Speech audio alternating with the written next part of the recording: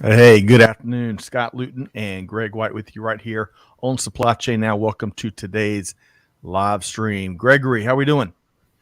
I'm doing good, Scott. How are you? I was just making sure we were on the proper side so Gary is not put out by. Although we've flipped again, haven't we? Yes. So, Greg, I always look at it as if we're on the same side, my friend. Always on the same side. wow. I like that. Ah, And I think Gary would prefer that we're always on the same side. well, we enjoyed our pre-show conversation with our featured guest and the rest of the team here today. Lora Cecere will be joining us, the one and only Lora Cecere. So Hmm. huge opportunity to enhance your supply chain IQ. It's great to have her back on the show, right? Every single time. Yes. Yeah. How can you listen to Laura and not get smarter? All right. I agree Seriously, with I mean, that. I really thought through that statement. I mean, it's true. You Yep. you better get smarter.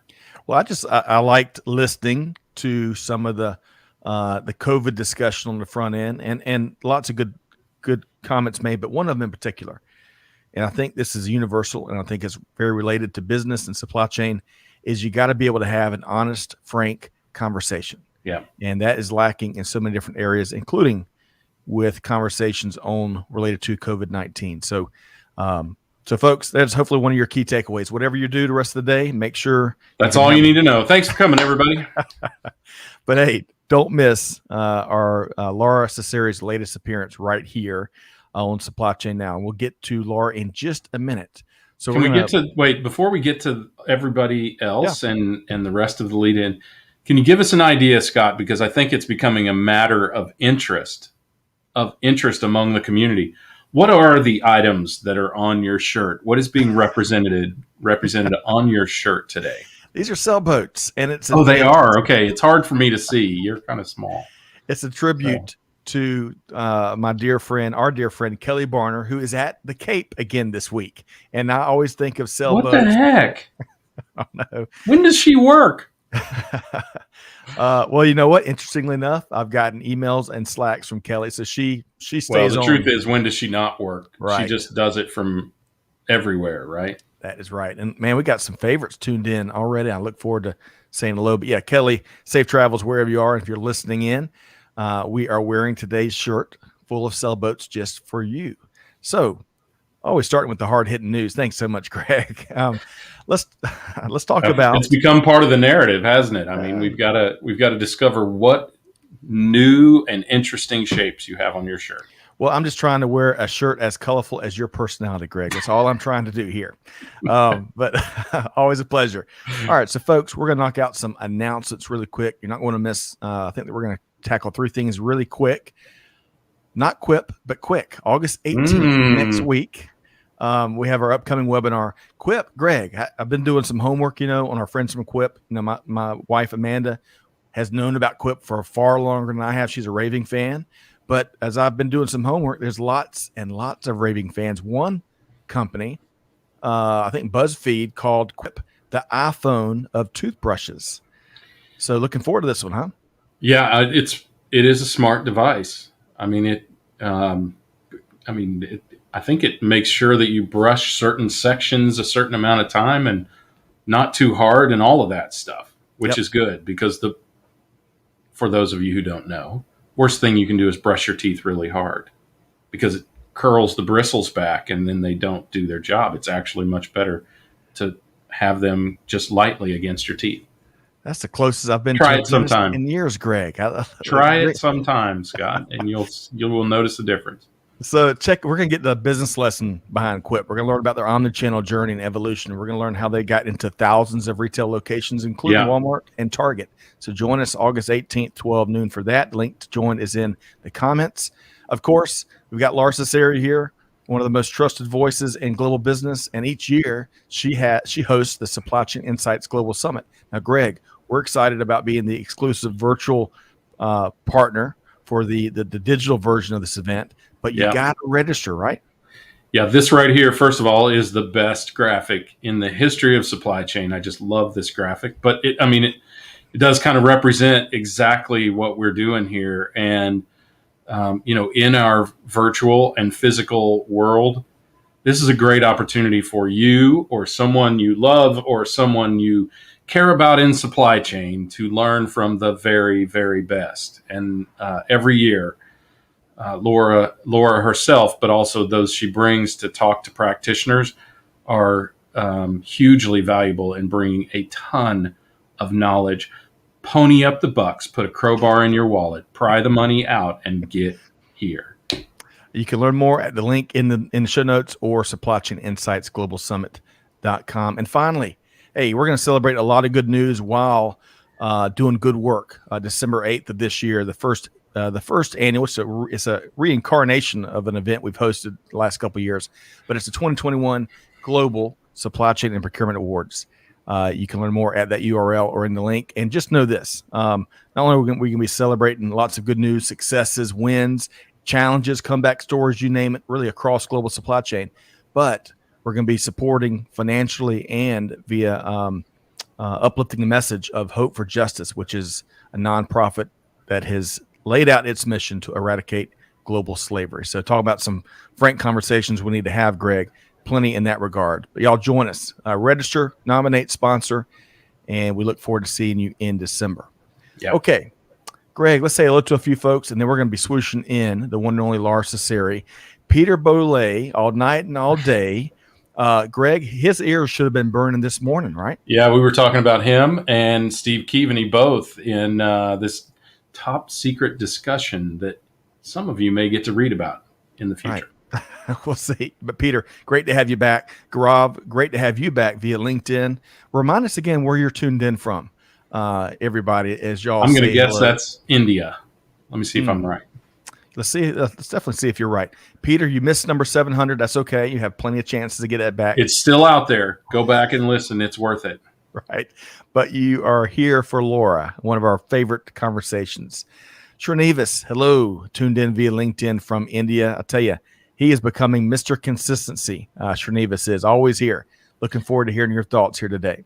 Yeah, boy. And he must be a night owl because it's 10:38 p.m., depending on what part of the country he's in India. Really? Yeah. Well, confirm that time. Srinivas, let us know. But looking forward to your POV here today. Marlo from Dallas, Texas. Thanks, Marlo. You nailed it in one message. All tuned in via LinkedIn. There you Great go. to have you here. Joseph Moretta. Hope this finds you well. Wow. He's up in the New York area, I think, or at least Northeast, and he's got a new podcast, relatively new podcast. So share information about that, Joe. Jose, hello from Southern California, where I bet it's I wonder what the weather's like. right. I bet it's gorgeous. Yeah. He's The tuned in easiest job in the world is meteorologist in San Diego, California. Let me guess, it's sunny and 73. I bet you're within a degree or two. Yeah. Azalea is back. Now, Greg, you may have caught our live stream yesterday with Transplace, and I think Azalea may have stumped a data scientist with a couple of great questions. What? Are you serious? Oh, yeah. I'm kind of halfway. The question, I did not see that. It was basically, she was asking, so Azalea is a data analyst, maybe a data scientist of her own. I mean, she's also a biomedical engineer graduate, but she was talking about some of the outliers and some of the really non-signals that you've got to call out as you're analyzing tidal waves of data, so you don't read into the wrong things that aren't true signals. And I butchered that question, Azalea, but you asked it a lot better than I did, but really enjoyed your Maybe she can post it here today. Yeah, maybe so. Not that we'll do any better with it. All right. And then finally, hello, Piyush. Great to see you here via LinkedIn. Let us know where you're tuned in from. Look forward to your comments. All right. So, Greg, are you ready? We have got to introduce, really just not introduce. Everybody knows Lora Cecere, but I want to share a couple of things before we swoosh her in. Are you ready? Yeah. Wonderful, wonderful. And it looks like Joe Moretta is dropping the links to supply chain briefs in the comments. Y'all check that out. All right. So our guest today is founder of I hope that's what's on the show, not what he's doing the show in. Yep. So that's a good call out, Greg. I think I've made that mistake before. So our guest today is founder of Supply Chain Insights. She's author of the popular blog, Supply Chain Shaman, host of Yeah. a long-running podcast. She was podcasting before it really became cool. Straight Talk with Supply Chain Insights. She's host and partner, as we mentioned, for September's big Supply Chain Insights Global Summit. And I love this mission. We love genuine, noble missions, and this is a good one. It's simple: to help supply chain make the world a better place. So with all of that said, let's welcome in Lora Cecere. Lora, good afternoon. How you doing? Awesome. It's just always good to be swooshed. I made it. Yes, I tell you. I love how much you appreciate it in particular. Many people remain amazed and somehow confounded by it, but you have embraced the swoosh. So, the old lady being swooshed. Yeah, here I am. well, I love the consistency also of your chrysanthemum there. So when can we expect to see? Am I seeing some color on that right behind you there yet, or when do we expect to see some color on that thing? It's a poinsettia, and Sorry. poinsettias are a holiday, right? Yeah. And So Greg, Christmas in August, not happening, right? We got a little time, and hopefully we're going to be talking even in the holidays, and we can unveil it. Okay, I'm just trying to see if there's a preview that we can get. No plant blooms before its time, and getting a poinsettia to turn red is a whole process. I presume that you have that process under control. We'll see. We'll check back in the holidays. Right now, it's just enjoying the summer. Yes. Gardeners to admire. A new list published by Lora Cecere perhaps in the future. But we'll get some poinsettia updates for sure. I want to close out one loop. Lora, you may have seen us talking about Southern California before you joined us. Jose's confirming Greg's take. If you've ever wondered what paradise looks like, weather-wise at least, Southern California is the close version of it. I love it. Amen. And Ziggy's saying, come on, Greg. He's critiquing your garden. I don't know why I always confuse those two. We have chrysanthemums in our yard which look nothing like a poinsettia, but poinsettia. And then one final comment here. I love he's got a nice sense of humor. The new podcast does not relate to the clothing choice, although perhaps the supply chain behind the clothing briefs would be a good topic. So we'll see, Joe. Great. Still in good supply, I believe, but unlike the great toilet paper shortage of 2020. Well, Lora, we've heard plenty about toilet paper this year and computer chips and many other things. We're going to start this conversation. A lot of times we have a lot of fun on the front end as we get to know Lora a little better. We're going to start on a more somber note. But before we talk about the late, great Roddy Martin, I'd like to, you made a great point. You and Greg as y'all were exchanging perspectives around the pandemic and really from a data and scientific standpoint. I believe it was you that made the point about having the value of a really frank, genuine, data-centric conversation, and that's not arguably maybe not as common as it used to be. Would you elaborate a little bit more on that, and then we'll switch gears and talk about Roddy? Well, I think that many supply chain folks thought, vaccine in the arm, COVID behind us, pandemic behind us, new normal. But that's not going to be what happened, right? Traditional supply chain risk management was always, we would have an event, a hurricane, big fire, earthquake, and we'd all rally and we would have recovery and then we'd reach a new normal. But what's happening in the pandemic is disruption after disruption after disruption. And the disruptions are local and they're changing, right? So I was talking to people in Dallas yesterday, one ICU bed in Dallas, right? Mm. And, we're opening up the Canadian border and thank heavens, India is getting to be better. But global supply chains are about, how do we plan to execute regionally? And how do we sense and respond? And traditional supply chains don't sense very well. Right. And our logistics are all screwed up. I mean, whether it's air or ocean or road, right? And we've always assumed that transportation is available. We'll just negotiate price. And shippers aren't necessarily good shippers. So the pandemic and what's happening in COVID is really here to stay. And I we were talking about when the pandemic started, the analogy was it would be like, the flu, where, every year we know there's going to be a flu, and it's just a different strain of a flu, and we get a different vaccine, if we want to, based upon that strain, and we take precautions. So the question is, how do we have the preparation for what's happening in the coronavirus as part of the normal? And how do we sense and adapt more readily, because supply chains don't sense very well?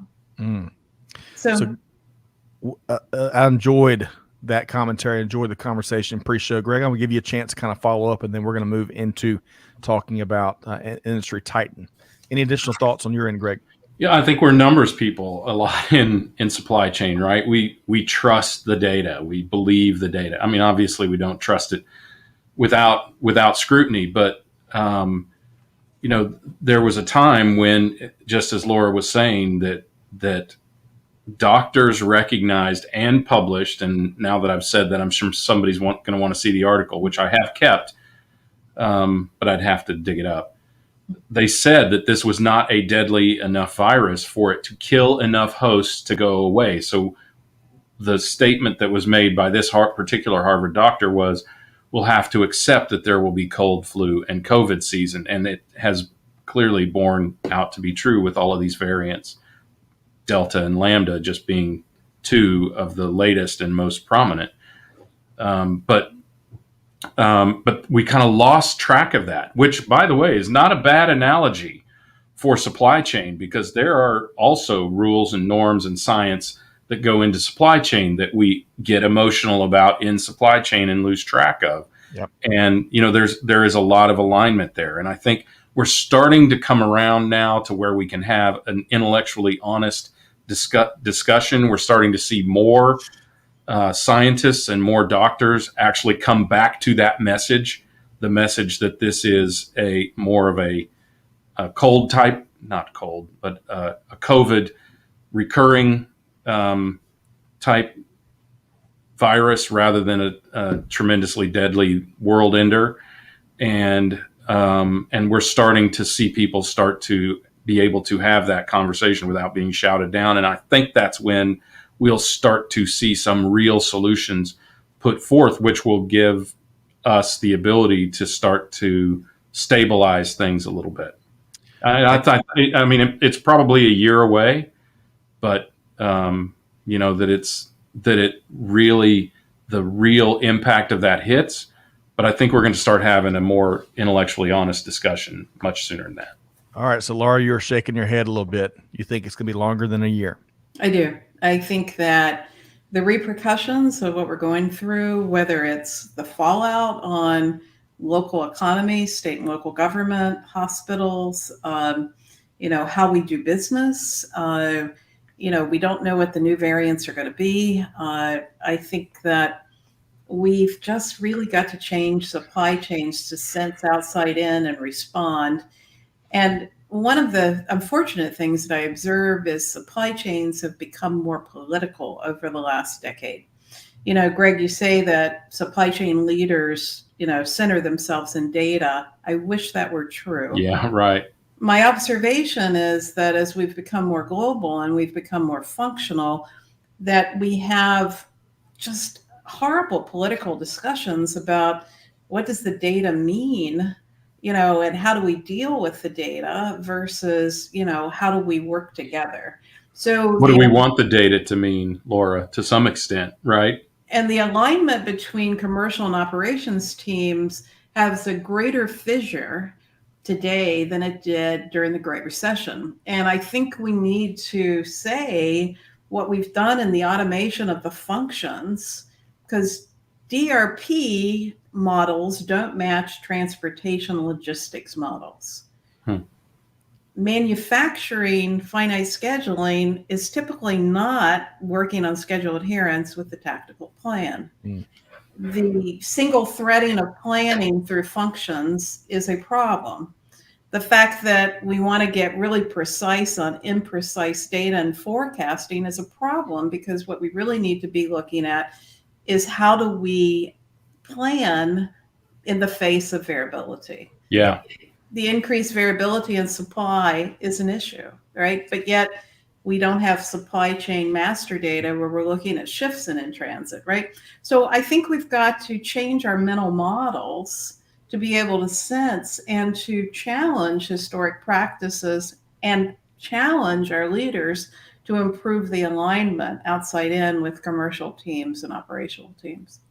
All right. So we, 19 minutes in, we have already, that is all that's worth the price of admission. I wish we could spend several hours continuing this segment through, but we got some other stuff. I want to get you and Greg both the way on, and of course, all the folks in the skyboxes. Peter makes a great point, because this is part of the challenge, one of the many challenges we're at here. So he says here in Quebec, the passport's being rolled out September 1st. You'll need both vaccines to go to bars, restaurants, events, any place non-essential.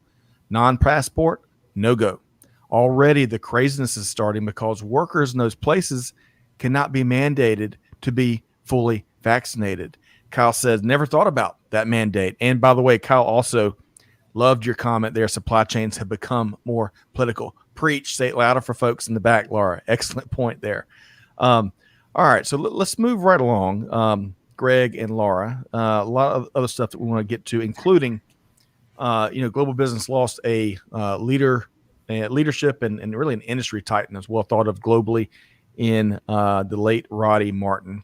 Now, lived a full life. I've been reading lots of different takes on his journey and various obituaries. He's really sought after for not just supply chain expertise, but digital transformation expertise, change management, and so much more. It's tough to do justice as we're trying to tee up this segment in a couple minutes. But one of the nicknames he earned was the Great Connector. And Laura and Greg, Kevin O'Mara put together probably one of my favorite pieces about Roddy Martin. And he said, quote, Roddy was a human embodiment of what supply chain means to the world, end quote. Greg, Laura, how would you like to be quoted as that when you pass this world into the next one? But no, Laura, you worked with Roddy Martin at AMR Research, I think, for almost 4 years. I enjoyed your piece that you put together as well. What's a couple of things that not only you would like to have folks know about Roddy, but what do you think he and his family would also appreciate about who he was? Roddy was a very unique and bright individual. He had a very forward-looking perspective, and he loved open debate. And some of my first and most memorable thoughts about Roddy are the intense arguments we used to have on a whiteboard. I mean, Roddy and I would go at it like brother and sister for hours, drawing and, racing. And, I miss that. And I think Roddy missed that too when he left AMR, which is why we reconnected. And we actually, in the last decade, had just some wonderful discussions virtually about what was happening and what could happen and what the barriers were. So the first thing is just a very bright, creative, caring individual. The second thing is Roddy had many dimensions, right? He came from South Africa with suitcases with his family. Wow. He took the plunge when Bruce Richardson went to see him in South Africa to say, become an analyst. He started as a machinist, and he worked in a beer manufacturing in South Africa. And he came to the United States with a couple of suitcases. And he used to laugh, and he had pictures in his office about, making the journey to the United States and, shift in citizenship and moving his family. But imagine the leap of faith to move your family from South Africa to become an analyst from a manufacturing world, starting as a machinist. And, he loved horses, and, he worked in, military around horses and horse training, and he loved water sports. And, one of my very favorite pictures before he died, he swam the Buzzard Bay, as part of an event, right when he first was starting to get sick. And, he has this great picture with his medal on his neck, and he says, Laura, we never get old. Got Gosh, it's so tough to do. I appreciate you sharing all of that. Again, it's tough to do justice to such a huge personality that had so many different accomplishments, that was so a trusted resource for leaders around the world. That story that you mentioned of where he basically packed up what he had in a couple suitcases and moved here to the U.S. from South Africa. It reminds me, Greg, of Hannah Kane, an alum who we have interviewed, and she had a very similar experience. And she may not have had even 2 suitcases; she might have had one. Greg, Yeah. if you remember that. Yeah. So what, Greg? I know we both have done our research and kind of. I never had the good fortune of meeting Roddy Martin, but I really have enjoyed kind of piecing together who he was and what he meant from all the different takes, similar to what Laura has shared here today. Anything stand out the most to you, Greg, when we talk about Roddy Martin?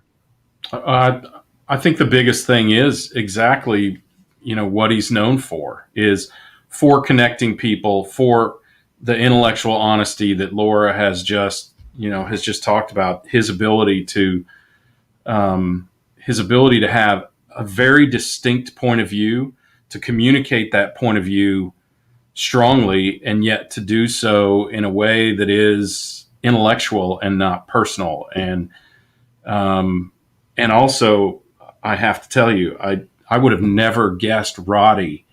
This was a bit of a surprise to me. I would have never guessed Roddy to be subject to the sales wiles of Bruce Richardson. I mean, I know Bruce could sell, he could sell a ketchup popsicle to a woman in white gloves, but I would have never guessed that he could get Roddy to come to the States like that. I did not know that aspect of his life. So that's pretty impressive. And I think it does show, in a way, really, it does show a lot of his breadth and depth. And I think also, Greg, what Roddy taught me was intellectual debate shouldn't be personal. And that is actually one of the key learnings of Laura as she's matured, right? I fight things hard, and, intellectual debates are something that I really love. But Roddy used to always say to me, let's go forward by going forward. Let's agree to disagree. But let's go forward by going forward. And at first I didn't understand that statement of let's go forward by going forward. It just sounds simple. But really what he was communicating was, let's not let our intellectual debates, which they were really hard fought. I mean, Roddy and I were active intellectual debaters. I mean, you can only imagine. Don't let that discourse stand in the way of our ability to work together. I love that. Let's make sure we capture that. Supply Chain Now team. Big thanks to Jada, Amanda, Allie, and Clay behind the scenes. Let's move forward by going forward. And it's such a simple lesson. It seems like maybe to learn about the power of agreeing to disagree. But gosh, in these vitriolic times, we collectively we've really lost that ability to do just that. And whether it's social media, whether it's a variety of issues that are so filled with friction and maybe personal feelings, that's going to be an important element to truly moving forward and getting more stuff done that industry needs, next generations need, and consumers need, frankly.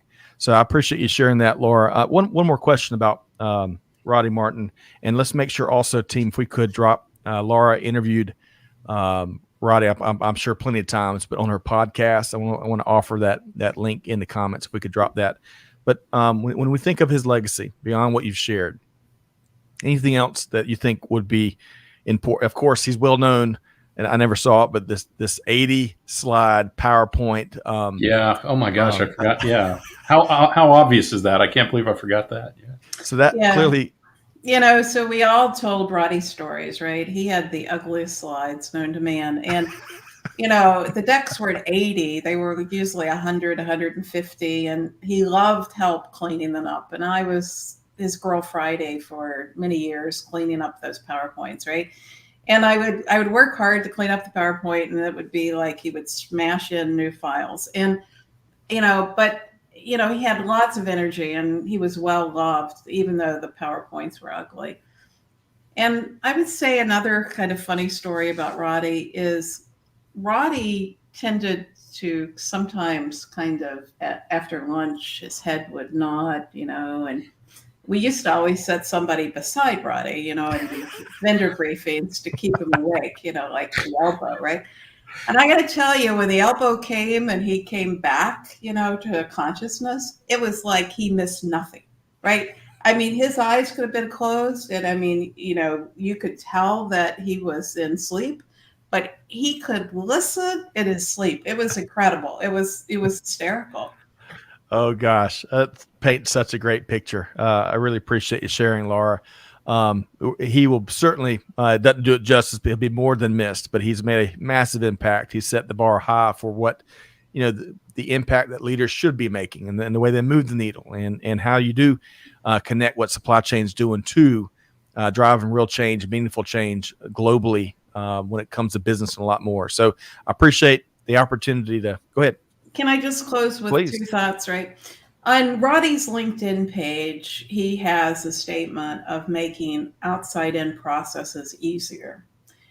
And we're not good at that, right? We haven't unlocked that power. And I still think that's a wonderful thought. And then I'd also love for you to drop the link about the scholarship that is being started in Roddy's name for Pretoria University, for others that maybe were touched by Roddy that might want to contribute to help another student in South Africa find his way into supply chain, his or her. Absolutely. Let's. We should have had that. I should have had that pre-show. That's a great call out there. If we could Google that really quick and then drop that in the comments as well, team. I appreciate y'all's flexibility and nimbleness, if that's the right word. A lot of comments here, Greg. While I kind of start teeing up these comments, give us some of your what are you thinking of as Laura shares these reflections? Well, I think it's important for us to think about the fact that leaders and opinion makers and experts in this field, like Laura, had at one time a mentor who helped them get to there.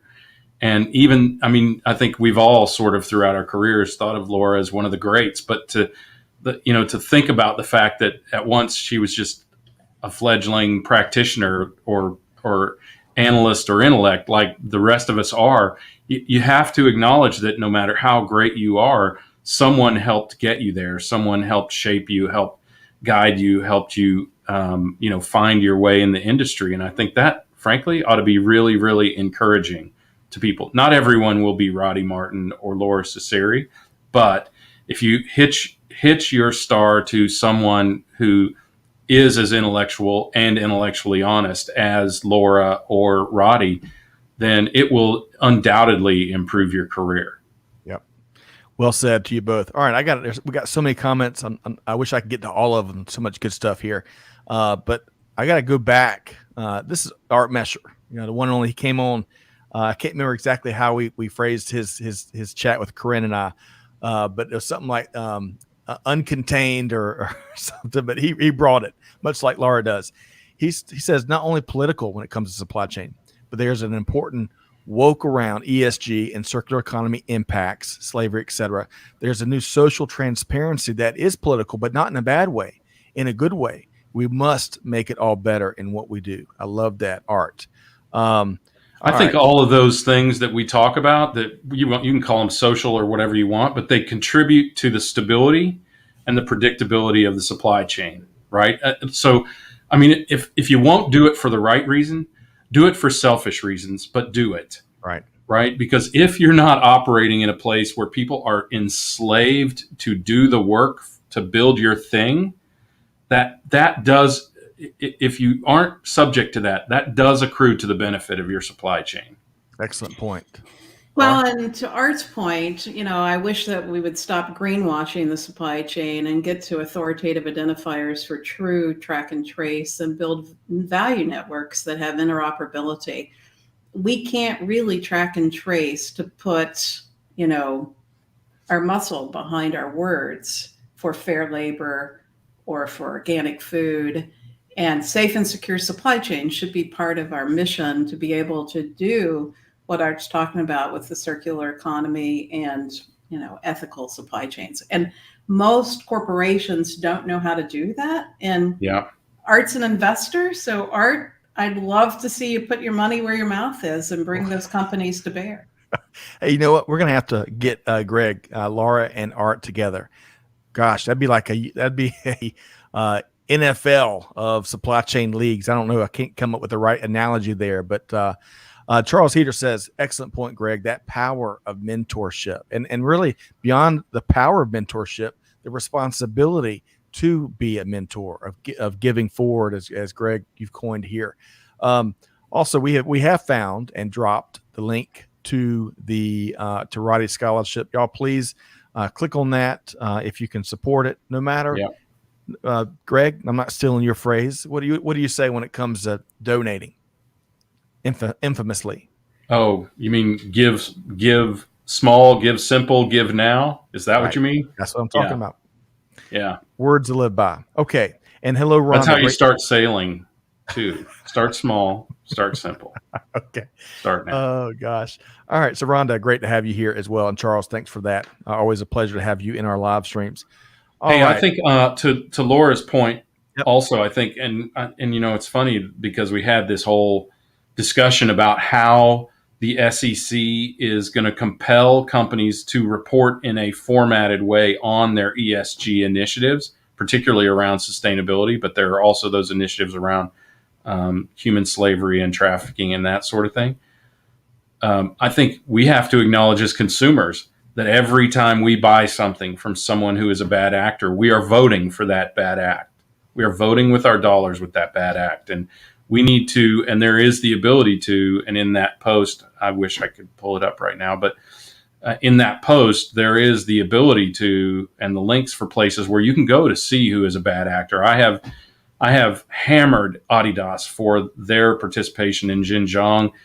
Nike and H&M and Adidas have made a very significant effort to get out. And I have to tell you, it has damaged their business in China because China is actively, has active retribution against them. You cannot get to an H&M store on a car service in China now. They have erased their stores from the maps in China. So they are willing to pay the price, and that is because we, the consumers, have voted with our wallets to support and not support certain things. But I think that's an important acknowledgement we need to make. We are the beginning and end of the supply chain, and it takes leadership, right? I remember when Danny Wegman and Coca-Cola got together and Procter & Gamble, and we came up with the barcode. 1980s. But at the start of the pandemic, only 20% of medical devices were GS1 compliant. Now, medical device firms make 20 to 22% margin. There is no excuse for that. Net margin. Right. Wow. And yet I read all of these beautiful statements, the J&J Credo, right? But when I talk to a medical device company, if you want to help in the pandemic, let's get with authoritative identifiers. Let's build value networks. Let's track and trace. Let's improve the safety and security of the medical and healthcare supply chain. Yep. It's not happening. They're self-centered, serving only the balance sheet. And I miss the leadership, right? Right. What Sandy Douglas and Danny Wegman did for CPG needs to happen in all value chains. Yes. Well, as a couple of folks have pointed out, rather than the greenwashing and rather than maybe societal improvement washing, whatever, insert lots of different words you could put there, a stronger spotlight with stronger industry approved metrics and standards will help the reckoning that should be taking place. Greg, speaking to, we could talk for hours around China. I had some conversations with my own kids about different elements that are proven and acknowledged to take place there, and it blew them away. And look, every country has its opportunities, but what is state sanctioned there, and what is it is a travesty, and a reckoning does need to take place. But all right, let me kick that soapbox over to the side. I don't want to steal it from y'all. All right, so speaking of holding folks accountable, we got to hold ourselves accountable, right? That's as important.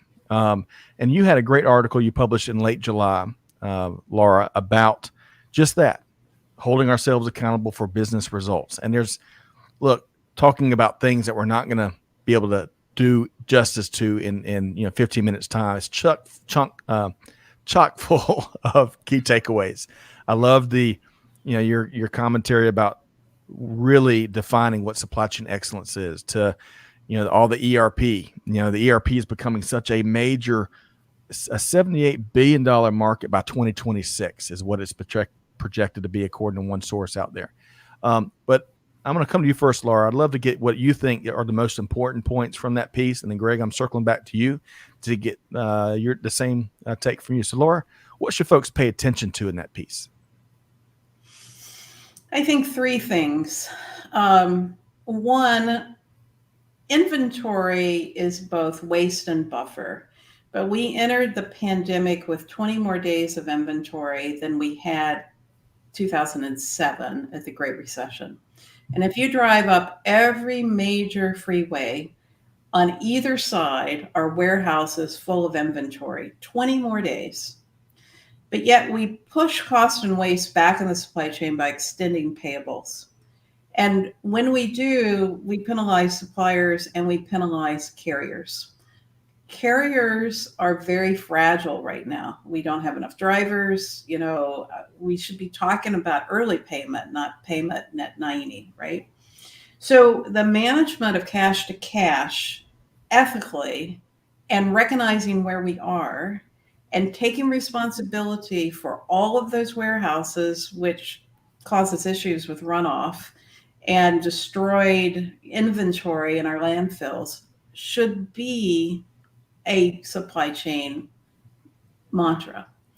Secondly, resilience in supply chains at the intersection of operating margin and inventory turns actually took a downward trend in 25 of the 28 industry sectors in 2014. When you look at our ability to manage margin and inventory together, it was a precipitous change. And we're just now talking about resilience in the pandemic. Right. And one of the issues is because we focused on cost, not on margin.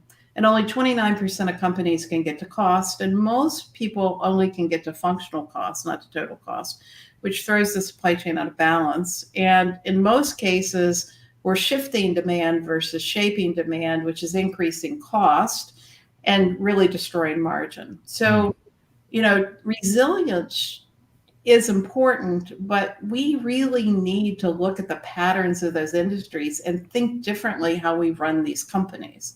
So if I can, I want to get Greg's take on what you just shared there, because Greg, I bet you had some great epiphanies as you're reading some of different pieces of this article.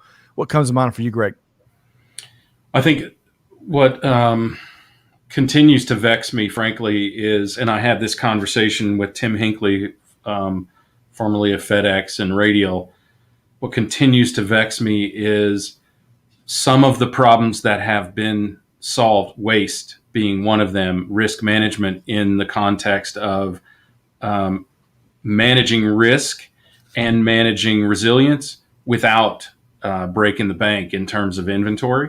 How that problem has, I wouldn't say solved, but is much, much better handled at the finished goods retail and distribution level than it is at the manufacturing level. And I think largely that's a function of exactly what Laura talked about with pharmaceutical and medical and other manufacturers. Their gross and net margins, gross is in all capital letters with most manufacturers, and their net margins are so high that they have traditionally been sloppy with their inventory management. And it has created a lot of waste in the supply chain, and yet waste without resilience. It has been kind of a mass market appeal, more of everything rather than more of targeted things, more of those things that are risky. If we're talking about buffer stocks, Laura, right? It's more of everything, not more of this thing that has greater risk, or more of this thing that has less reliable demand, or and some of those bad practices, they are just exaggerated at the manufacturing level. And it stuns me. I work with a company that works with manufacturers every day. And it stuns me, the inefficiencies that I see over and over again in these enormous companies that they work with. that should be well above that. And I can only figure that is the slop that they are allowed to have in their supply chain because of the incredible margins that they generate. Well, in inventory, we really have got to look at form and function, and we've only managed safety stock, and we've managed that badly. And I think the other thing that I've learned in the last decade is that leaders that do it best are good at navigating the world of gray. And our investments are all about black and white. They're about transactions. They're about, looking at data and trying to get it perfect. Whereas supply chain and supply chain variation on both the channel side and the supply side is all about the world of gray. And so how do we change how we work so that we can have more impactful discussions in the world of gray? Yes, I love that. All right, we got a ton of these comments, and I got to share.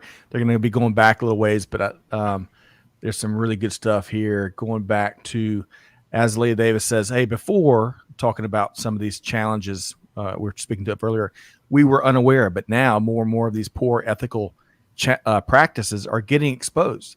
We can't make excuses any longer to ignore these issues if they really matter. Excellent point there. That's why these issues we're still dealing with are cyclical and continue to impact our progress. Excellent point. So Art responded. He puts his money, see my local lines. Let's see, Strela Tilbuck Investments made a 6-digit donation to CSCMP, launched a new training center for design. That's good. Perhaps others can join me in making donations. There will be a tax receipt. Hey, how about that? Those are good things to have. Thank you for that, Art. And let's see here. Peter made a great distinction. ERP, folks, if you're not with us here, Enterprise Resource Planning System. And then finally, an update from Rhonda. So Laura, Rhonda's husband, may be switching to a new opportunity. He had an interview yesterday at a DC. Rhonda's husband was offered a job at the top paying rate.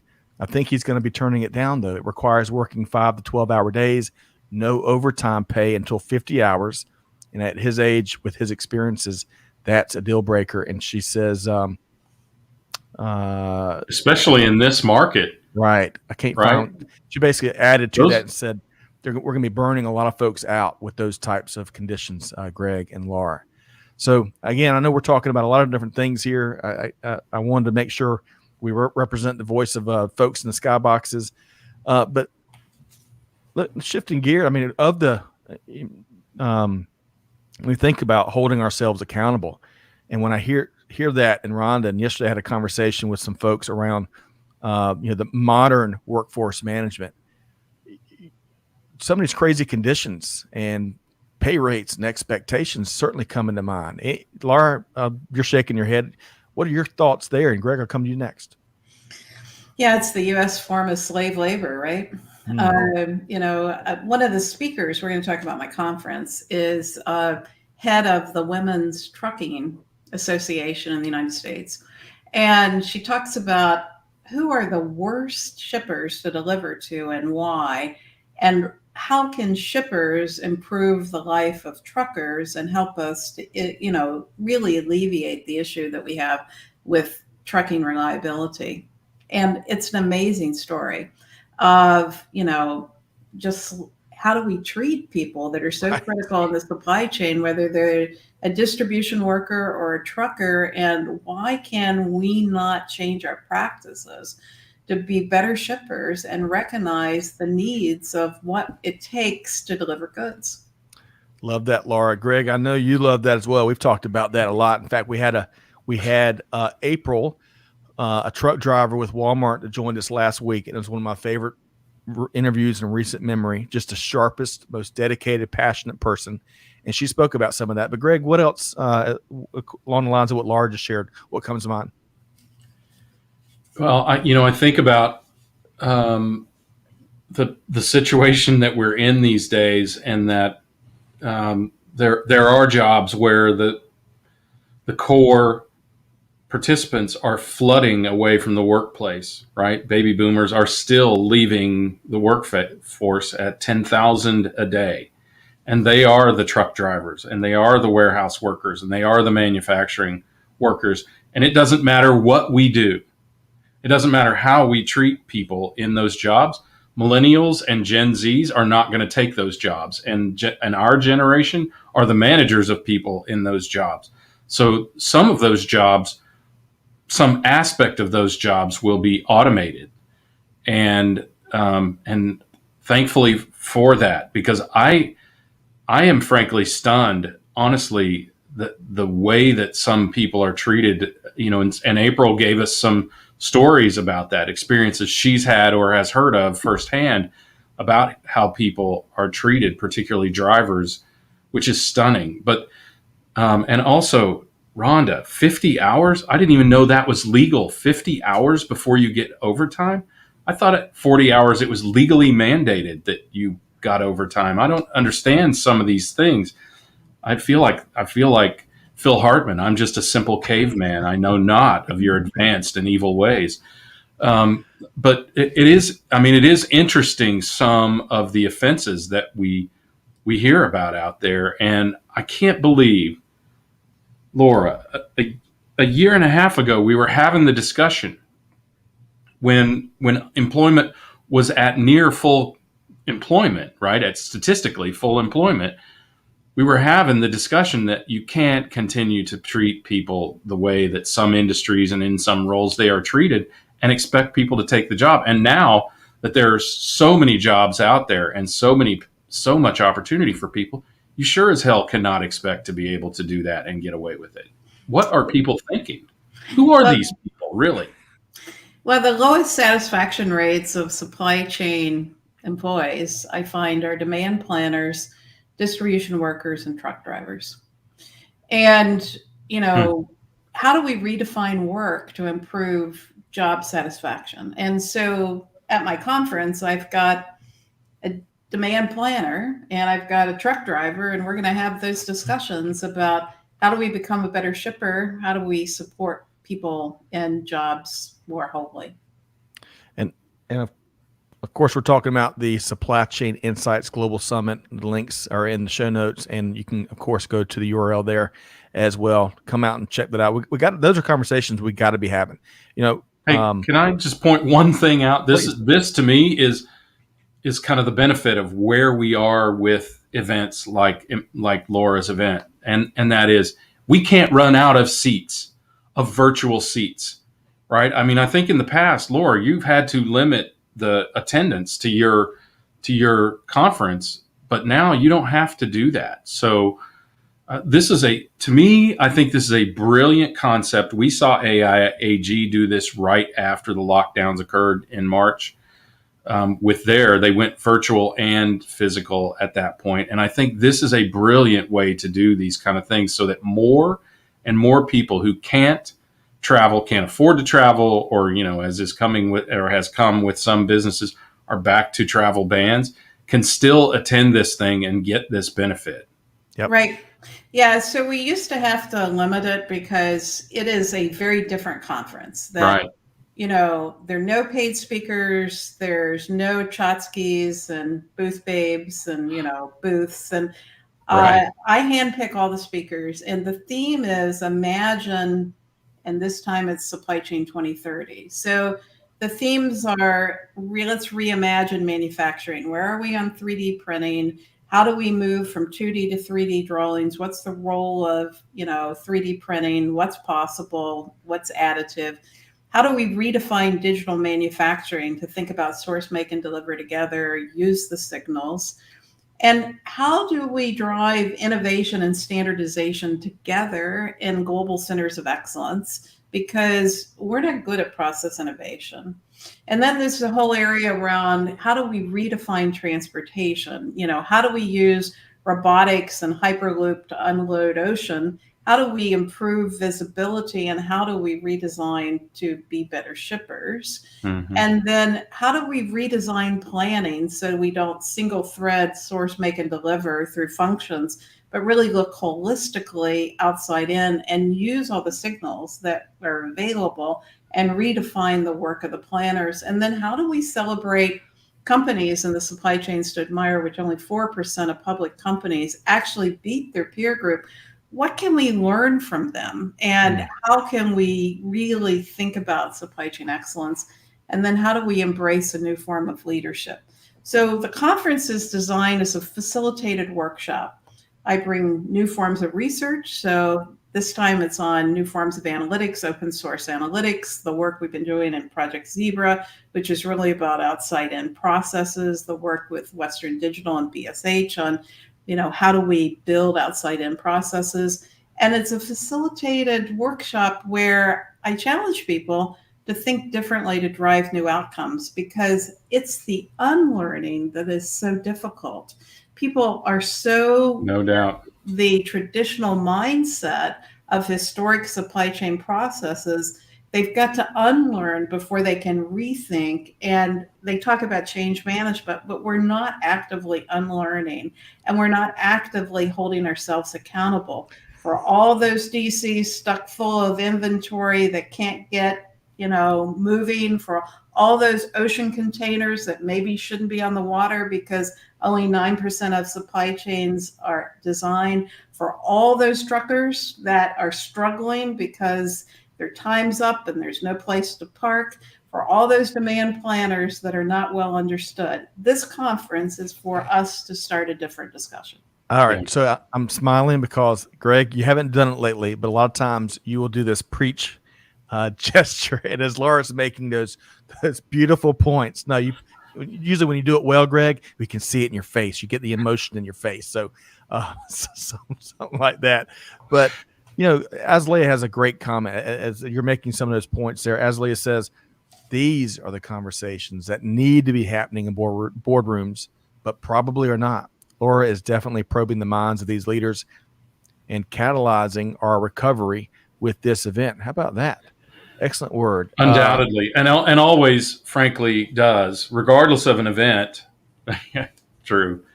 Regardless of an event, Lora has never been afraid to challenge. And frankly, that's why she's on her own and not at other analyst groups. Is the bigger your constituency, the more refined your message has to be, Scott. We were talking about that today in our secret meeting.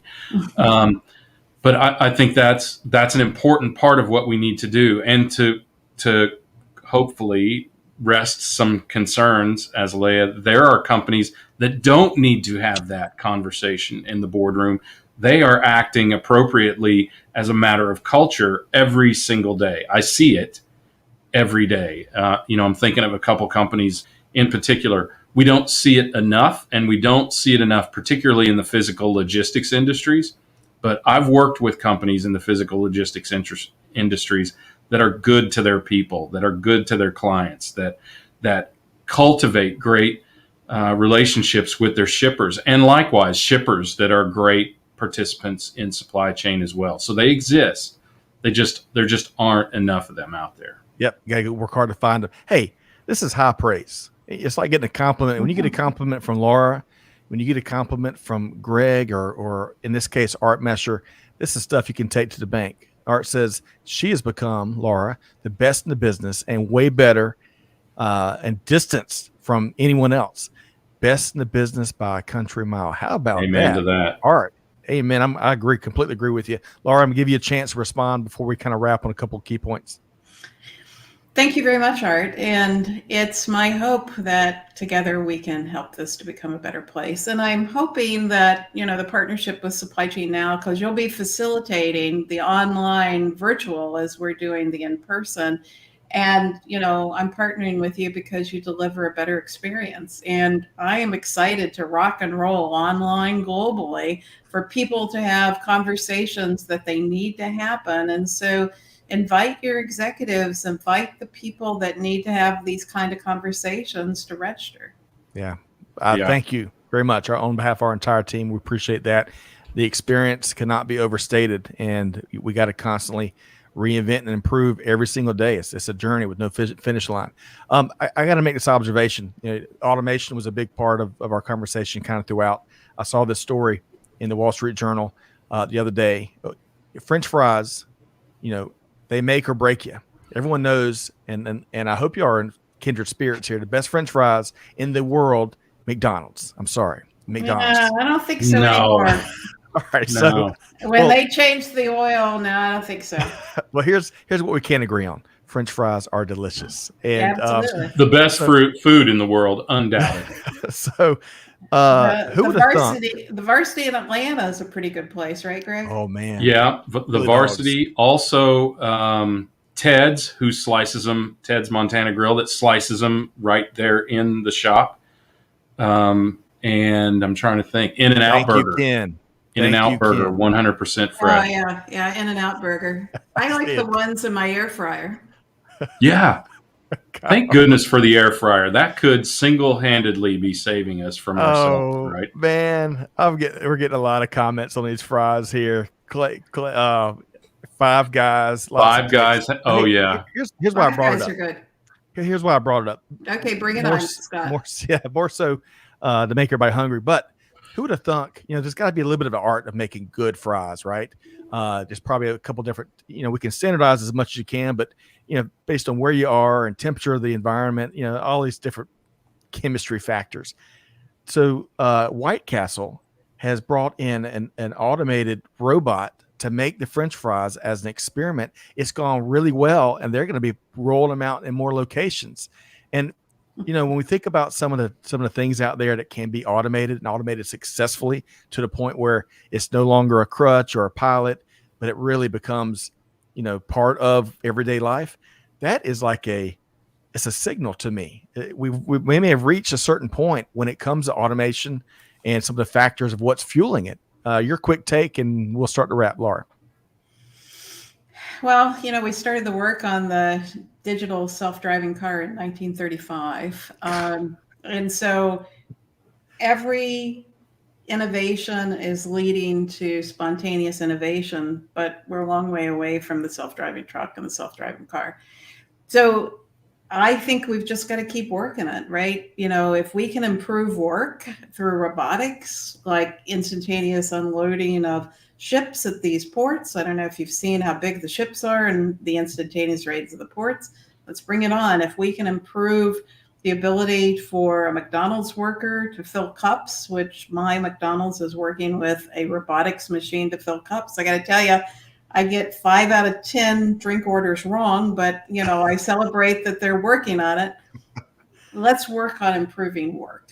Yeah. Let's go forward by moving forward. What a great one of the many great points that conversations produced here today. I really appreciate your time as valuable. I know you stay really busy. Greg and I and the whole team here loves your appearances. We appreciate our partnership. Looking forward to a rock and roll event in September. It's going to be rocking, right, guys? Like rocking harder than the Nashville Cats, undoubtedly, right. Laura. The link is in the show notes, folks. Come out and join us. Get the word out there. We're going to be having some very real conversations. Of course, if you're talking with Laura, if you're talking with Greg, if you're talking to our team, it's going to be real, frank, and genuine. And, maybe a poorly kept secret. We're not talking about 1 million people online. You're actually going to you're going to be part of an ongoing conversation and be heard. So check out the event. We'd welcome you. We hope you're going to be joining us in September. In addition to Greg and I, Corinne, Bursa, Kevin L. Jackson, and Kelly Barner all will be co-hosting different parts, representing different walks, different journeys and different sectors and leadership and whatnot. So y'all come check it out. Laura, last question of the day. I want to add something because the archive of your show notes, along with the visual facilitator, will be put into a report for business leaders to help them to think about Supply Chain 2030. So everybody that comes to rock on in the conversation will be part of the archive and the ideation of how do we make the world better. Man, wow. Greg. All right, Greg, we're going to have a censor button. Yeah, it is powerful stuff, isn't it? I'll be on my best behavior, Laura, okay, I promise. Good. Well, hey, Laura. But that's still not very good. I love you. Well, we love these conversations. Likewise. We admire you and your leadership and your ability to get people to think differently and unlearn. How it's a big learning here today. All right, so there's a million different ways folks can connect with you. What would be your preferred manner if they want to compare notes with the one and only Lora Cecere? Just send me an email. Drop it in the chat. I return every LinkedIn comment. I return every email. everybody that wants to have a discussion about how to improve supply chain and do things differently, I do briefings with, right? And so just send me an email. It's Democratizing the analysis of the supply chain. Someone with 330,000 followers who responds to, I feel like a slug, who responds to every message on LinkedIn. That is impressive, Laura, really.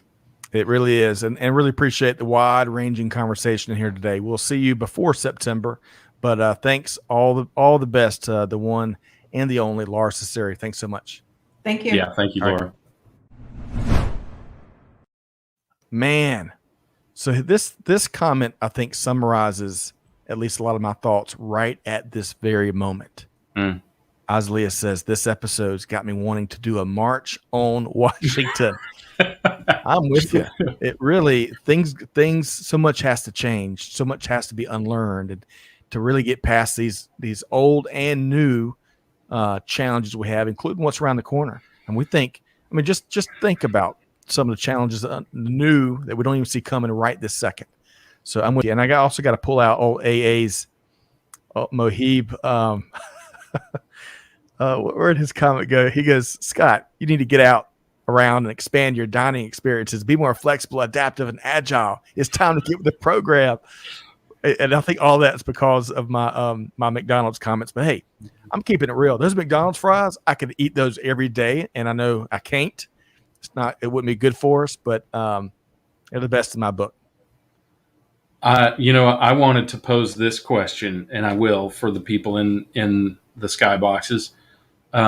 What type of fry? Skinny fries, curly fries? I am a huge steak fry fan. The big flat ones, love those, or the thick square fries. So I want to put that out there for the people in the skyboxes, and I want to tell you that I'm still recovering. Lora Cecere said she loved me. That just absolutely makes my day. I am not kidding you. That absolutely makes my day. And I love her back. That's right. We do. We need more people like you both that tell it like it is. That's really so important. Instead of tiptoeing around the tulips, you got to have folks that just cut through the noise and lay it out there. So one more thing. Do you know where White Castle comes from, Scott W. Luton? Wichita, Kansas. Darn Skippy. Yep. Also the home of Pizza Hut. Also the home of, there's one other business. It'll come to me later. Freddy's, if everyone's aware of that. That's the custard and skinny hamburger place. Okay. Well, also the air capital of the world, of course. Residence Inns, by the way. That's the one. Yeah, I think I've told that story, haven't I? Oh, Clay says, don't test Scott's best history IQ. Clay, I love you too, since we're all throwing some love around. But I do not love Arby's curly fries, which you gave a shout out to earlier. I can't find it in the tidal wave of comments. They are some of the worst fries on the planet. Are those batter dipped fries? Arby's? Know. I think I don't know. If they dip them, they dip them in a terrible batter if they are batter dipped. Man, but hey, go out, folks, get out there, get out to the varsity, get out to locally owned restaurants. They need your support. No fries are bad fries. So we should probably reveal to everyone that everyone on the Supply Chain Now team is watching what they eat right now, and none of us have had fries for about a week now. So I'm not sure I'm even still qualified to judge, but I'm so hungry for fries right now. Look at this. I could just hear Kyle say this, dipped in the meat, talking about Arby's fries. Yes. Corinne Bursa, host of Tech Talk Digital Supply Chain Podcast, also a great friend with Laura. It's to each their own, right? I tell you what. All right. So folks, I know we've gone over a little bit. Really appreciate all the comments. Appreciate everybody's engagement and of course the feedback we've gotten. This is one of our favorite shows. Hey, come out and join us in September. A lot of this we'll have 2.5 days to dive in deeper in an interactive, engaging manner. Really, if we ask y'all to bring your voice to these live streams in an hour, you'll have to pack up suitcases of your POV for the September event. We'll have that much time to really dive into as we consume keynotes and then discuss some key takeaways there. So On behalf of Greg and, of course, the whole team behind the scenes making the production happen here today, Jada and Amanda, Clay and Allie, big thanks to all of them.